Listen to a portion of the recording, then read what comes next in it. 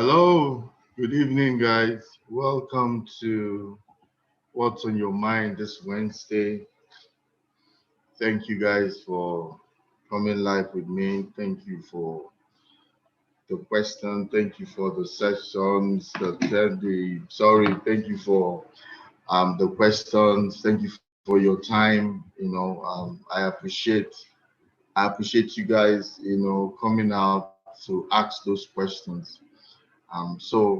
Today is just about coaching. Is my coaching session where I come and I coach people. I get a lot of requests. I want this, I want that, um, I want you to be my mentor. I want you to do this. And I can't mentor everybody one on one. But thank God for technology. Thank God for the internet. I am able to coach people on a I'm able to coach people on a uh, frequent basis without having to know them face to face or even to um, be in like close proximity with them. So this is just my own way of contributing to the well-being of the society, because we're in such a time as this that we need to help each other. We need to be our brother's keeper in one way or the other. We need to be our brother's keeper. We need to be there, for them. And this is my own way of being there for someone, to just be a voice of counsel, to be a voice of wisdom for them. So this is just my own way of just assisting the best way that I can. So what usually happens here is that people ask me questions from all over the world. People ask me questions, and I just answer, give them my own, what I believe that is a sound advice, give them my own advice. And I know it's working because I get SMS, I get a lot of people reaching out and saying thank you for what you do, thank you for asking, and thank you for answering my question. It has helped me come out of a difficult situation, so it makes it all worth it. So today I have two questions that I'm going to deal with. So if you have questions, you can send it in. I'll probably answer it next week, or if we have time, I'll answer it this week. But it's not too late. You can still send in your questions. So welcome one more time, you guys. Let me just go right straight into it, and for the questions, and begin the counseling session. I have someone from OJ from Port Harcourt. OJ, OJ from Port Harcourt. Yeah, OJ from Port Harcourt says, "Good morning, sir. I have a spare parts shop in Ikoku, Port Harcourt, and there are these high-end clients who usually buy from me. Since 2020, after the lockdown, however, they still buy, but I have to extend them some credit. Now they are owing over 50,000 naira, and I have been asking politely to collect the debt. They will pay 100,000, collect another 150,000 naira worth of goods.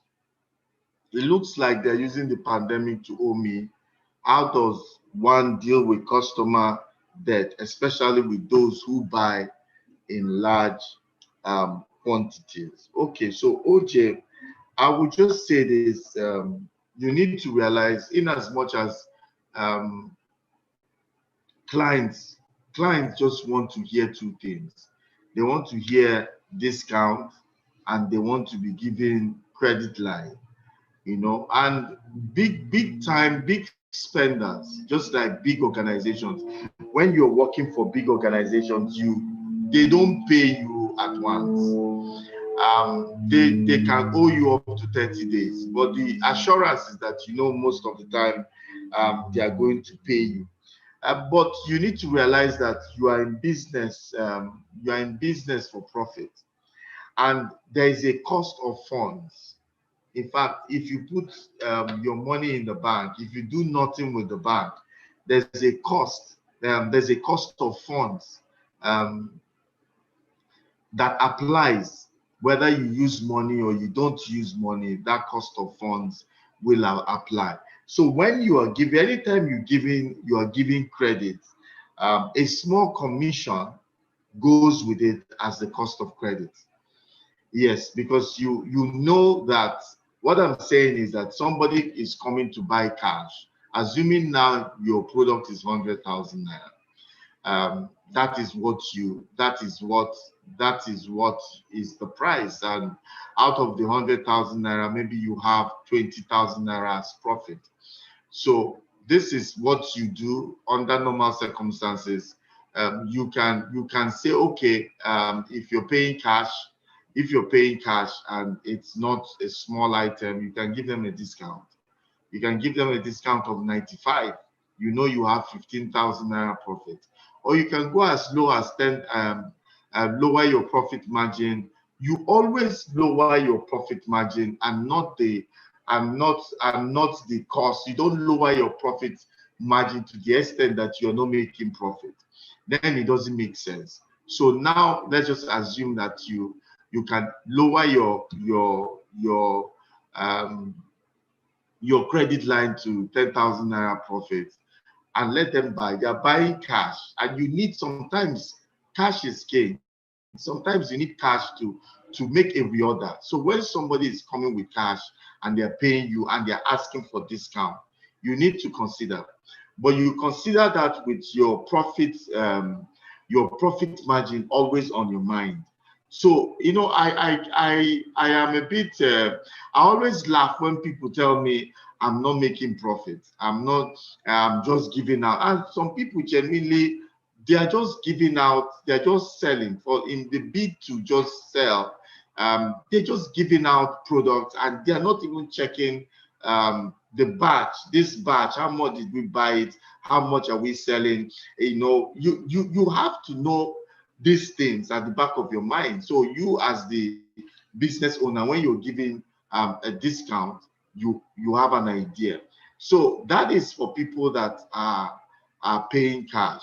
You're giving them discount. Now let's come to the credit line. If you want to give out credit, then you should not give out at that 100,000 naira. It depends on the quantity one, and it depends on the loyalty. The customer loyalty to your business. It depends on the quantity, customer loyalty, and how frequent they buy from you. All those decisions, all those things will help you make the right decision on what kind of credit line you're going to give to them. And when you give credit line, there must be, you're not giving them the whole product and they're not giving you any money. I feel that at any particular point in time, you should ask for a specific amount, and you don't give out product and they are paying you in piecemeal. And at the end of the day, the inflation is going up every day. So the 100,000 of today is not the 100,000 of next week. So you need to also put that into consideration. If they don't want to pay you, then they should also bear in mind that that product that they're asking for should be 120,000, 110,000 because of the cost of funds. So if you're not paying, the reason why big companies will allow you to sell at a price that is higher than the market price is because they know they are not paying you all at once. And since they have huge overheads, you are giving them the freedom to pay you and not choke their business. So they are willing to give you, allow you have that credit. So anybody that is asking for this kind of discount, one, it must pay you a certain amount. If it's your product is 100,000 naira, and out of that 100,000 naira, your profit is 20,000, that is 80,000 naira. So you are 80,000 naira, and maybe you sold 10 pieces, then that means 10 of those items that you sold, is the profit is now 800,000 naira. but cumulatively it's supposed to be 1 million naira. So, but you look at your profit, how much do I need to make a reorder for those 10? So I should be thinking that you should be saying, okay, I'll give you 1 million, but I think you should also give me, because you're a loyal customer, 600,000, 500,000, 400,000, whatever you can negotiate, you have. Because if they don't pay you on time, there's really nothing you can do. And when the time if you are a manufacturer, the time to buy raw materials come, you have no cash, and by the time you need to do other things, you don't have cash. So you need to know that there is a certain level, and you must do these calculations at any particular point in time so you don't lose. Okay, and for me, I will tell you, these people, there's nothing you can do. They are loyal customers, so you have to wait it out. Wait out these people out and gradually reduce their credit line and let them pay you. But going forward, even somebody is buying 100 items from you, there must be a company policy. When they tell you that, look, give me a this, sorry, you go and bring, you write company policy, the thing works like wonders. When someone comes to your office, you see some people write, no credit here, no credit here. So they are telling you, and when you tell them, give me this, they say, oh, it's our management that put this thing, no credit here. So they are telling you, this is how we want to run this business. If a new customer is coming and they want to buy, you tell them, this is our company policy.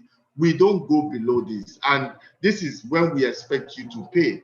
So at least you use that to protect yourself to an extent, because these people are protecting themselves and they're not giving out all the money at once because they too are being careful.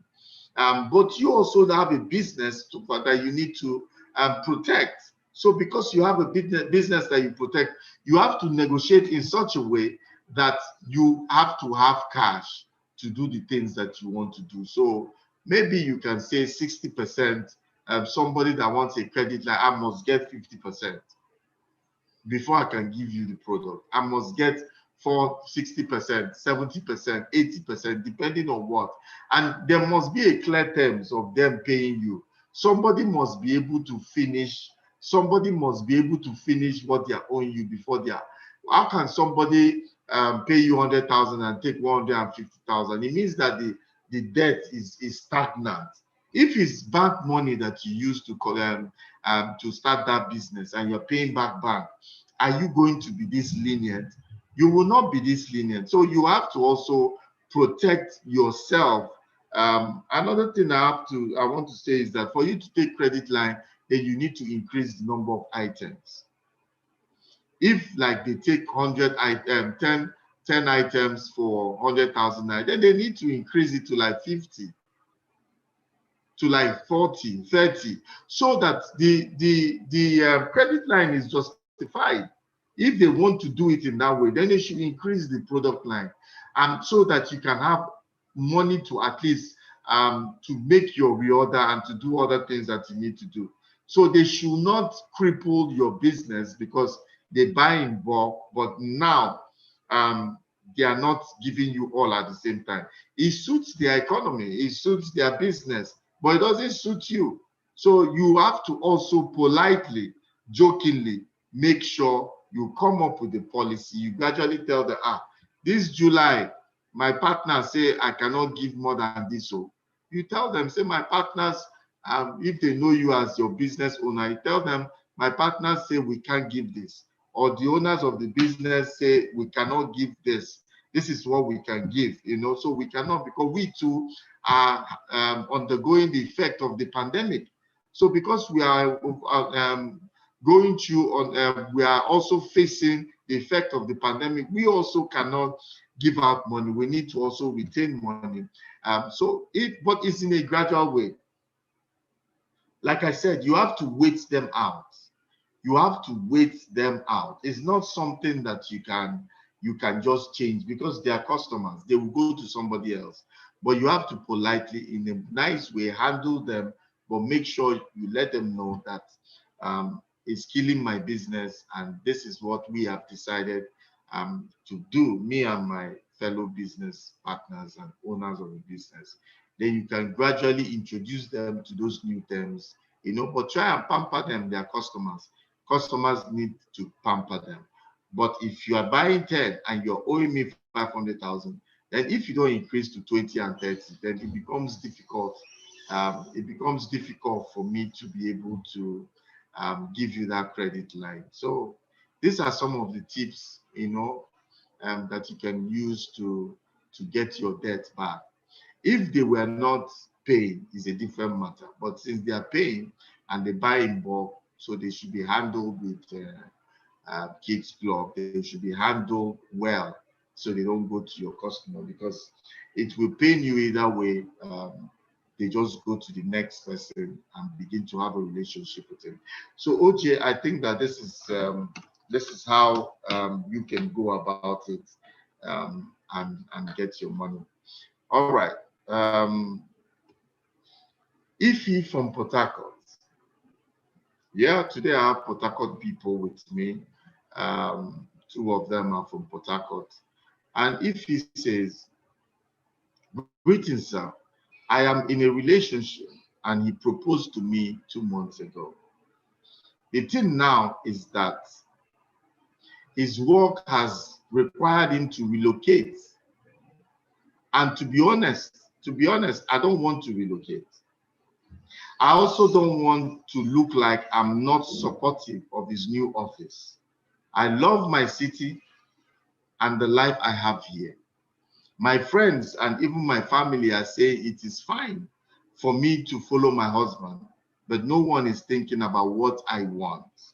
How do I go about it?" Well, I will answer you this question in 2 ways. I will answer it in 2 ways so that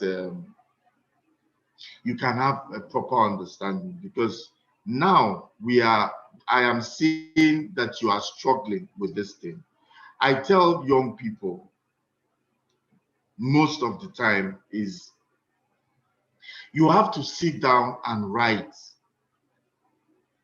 the things you have to. Marriage is a I don't know how people say it. I'll just say it straight. Marriage is like a contract where you bring your proposal. This one brings your proposal. You guys look at it, marry it in the way that suits both of you. That's what I feel. That's what I think is marriage. So now it might not be as rigid at that, but what I mean is that you must write down. I tell intending couples, write down what you want in a relationship first of all. And so when you guys are courting, like you're doing, you are asking questions. How many children are we going to have? Are you going to relocate out of this city?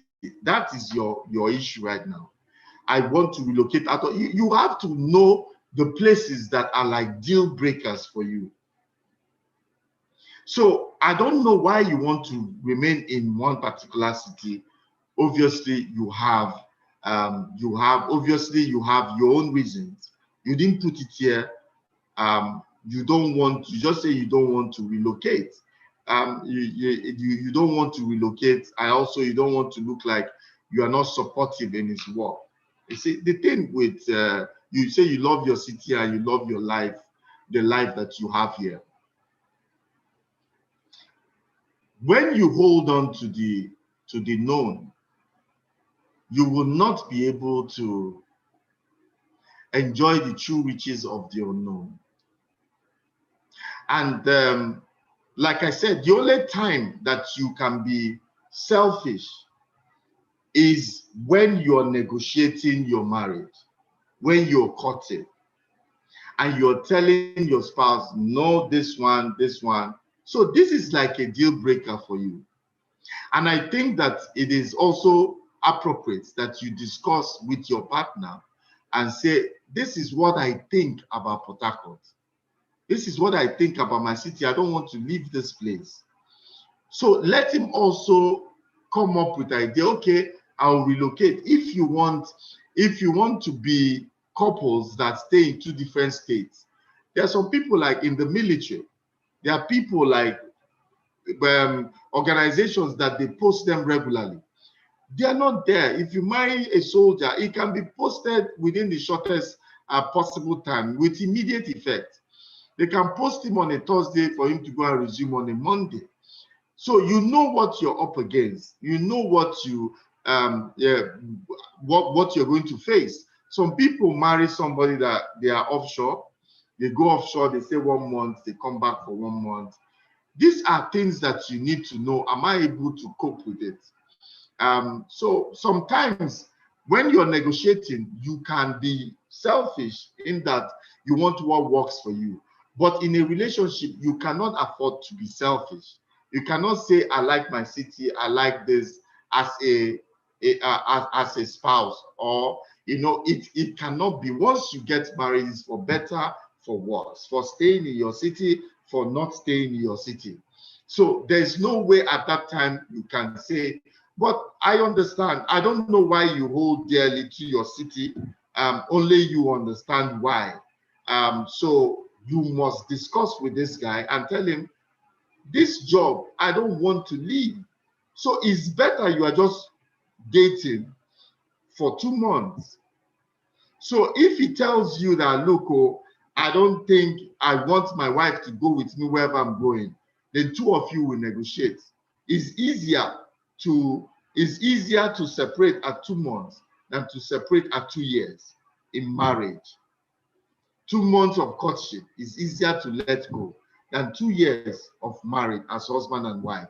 So the first place for you to start is to discuss with him the things that are dear and important to you.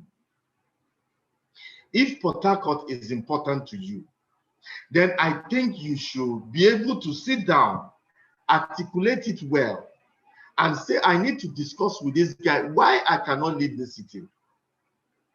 My job is here. My business is here. My family is here.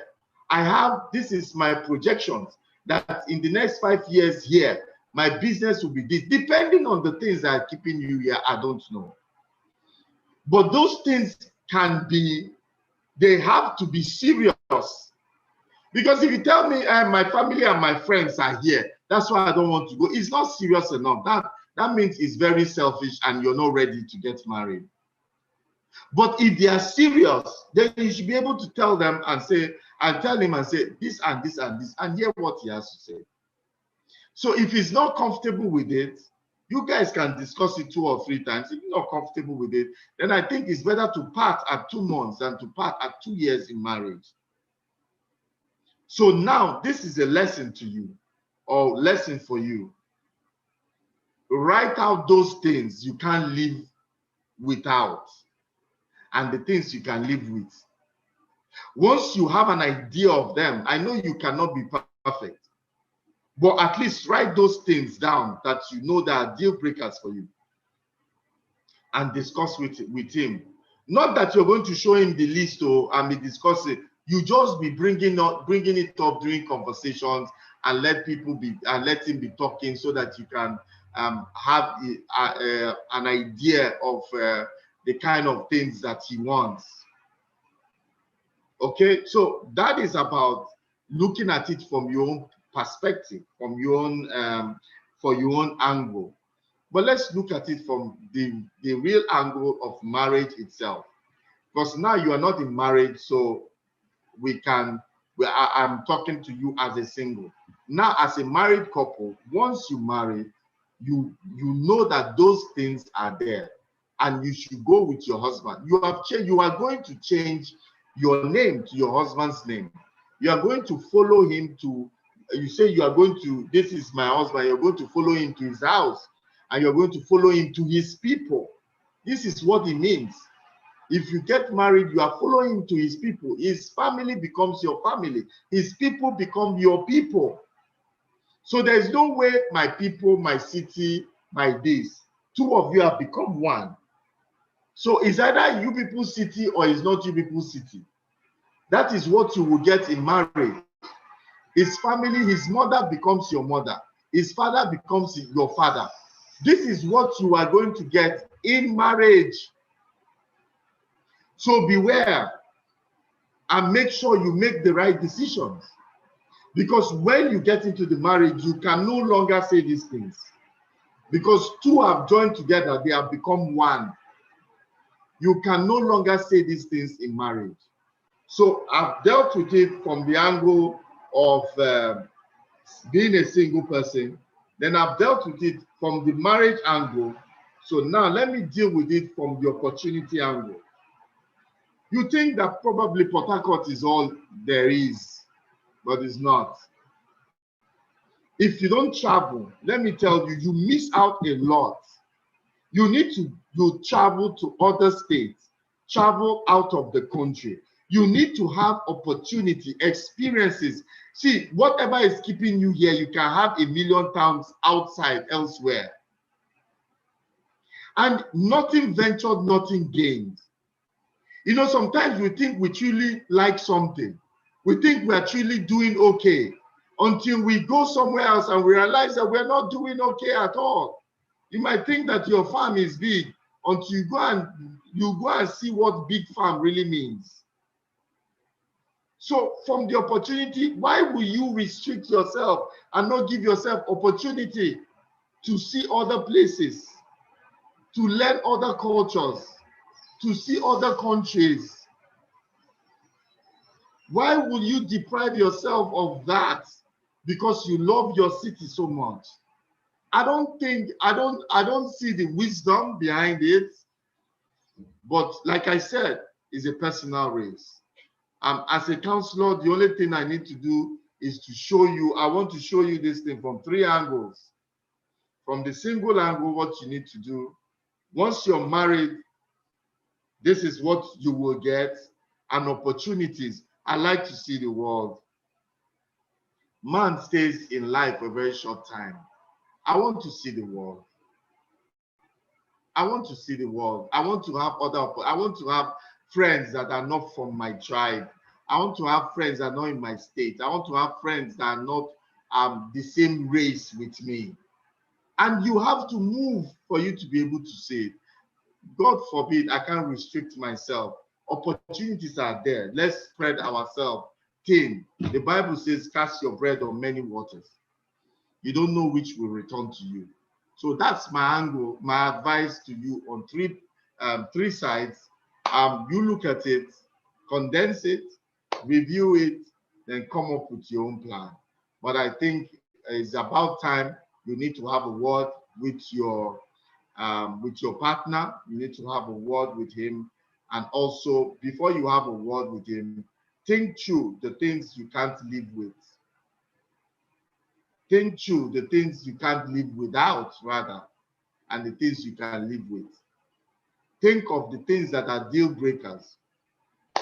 Then discuss with him. Then you know whether you need to proceed with this relationship or not. If you, I hope I've blessed you today. Thank you for your questions. If you have further questions, you can also ask me. Thank you guys for these questions you bring. And I know that you guys are blessed from it. So thank you for sending in your questions. Next week again, at this time, I will be here by 4 p.m. every time, Nigerian time, 4 p.m. to answer your questions. So ask your questions. You can ask it again. It doesn't matter. We're here. This is our commitment to you to be able to answer your questions. So I wish you the best. Also, OJ from Port Harcourt, from Ikoku Spare Part Market, I wish you guys the same. I want to introduce you guys to my Monday webinar, my Monday seminar.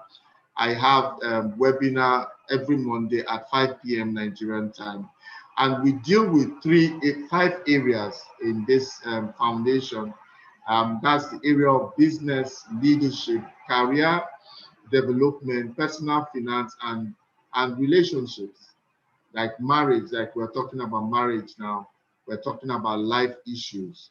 So you can send in questions in any of these 5 areas. We'll be so glad to answer you. So also the webinar on Monday takes topics on this that you can be that will be a blessing to you. So I feel that you should also try it out, and on Monday help us to just share this advert. Help us to share this link with someone, somebody today, so that it can be a blessing to them as it has been a blessing to you.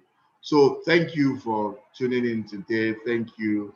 I appreciate you guys. See you next Monday. Good night.